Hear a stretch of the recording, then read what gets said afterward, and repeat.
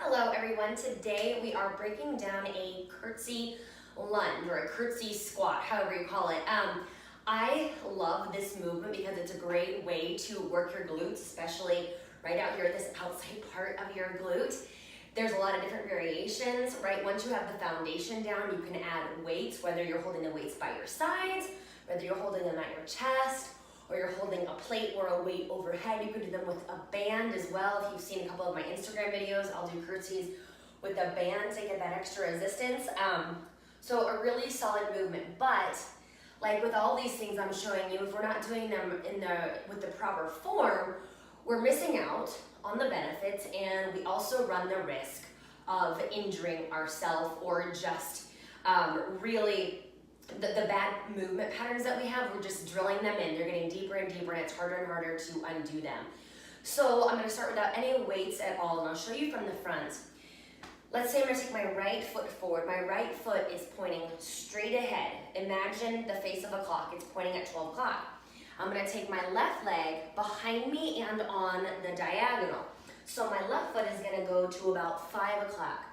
What's not going to happen is my hips are not going to open up. My hips continue to stay squared to the front of my space. And you're going to go straight down, shoulders stay over hips. I'm gonna go straight down. My knee is still pointing forward in line with my toes. I'm gonna drive through this front heel to stand. So I'm lowering down and pressing back up. All the while, shoulders and hips are squared to the front. Let me show you that from the side. Right foot straight ahead, left foot back on the diagonal at 5 o'clock. Notice how my heel is popped up. It's not sinking down, it's elevated. The heel is stacked over the ball of my foot. And again, I'm gonna straight down and straight up.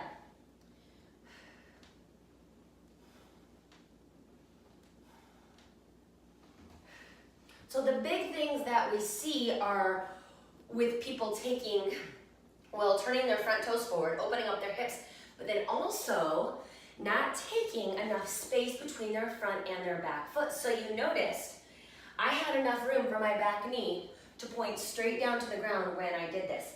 Oftentimes you'll see someone take a short stance and there's no room for that knee to go, and this knee has to move forward, the front knee has to move forward, and that's not safe on that joint.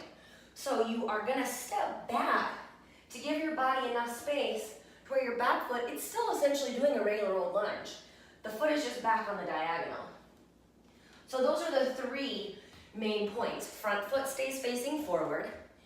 Back foot goes back on a diagonal to about 5 o'clock on the right side, 7 o'clock on the left side. Shoulders stay stacked over hips, and you have enough space between your front and your back foot to go straight down to where that back knee points straight down to the ground without you having to lean forward or your front knee moving in front of the front toes. And like I said, from there, add weights to it by your sides, at your chest, overhead if you're feeling really spicy. Also, you can elevate that front foot.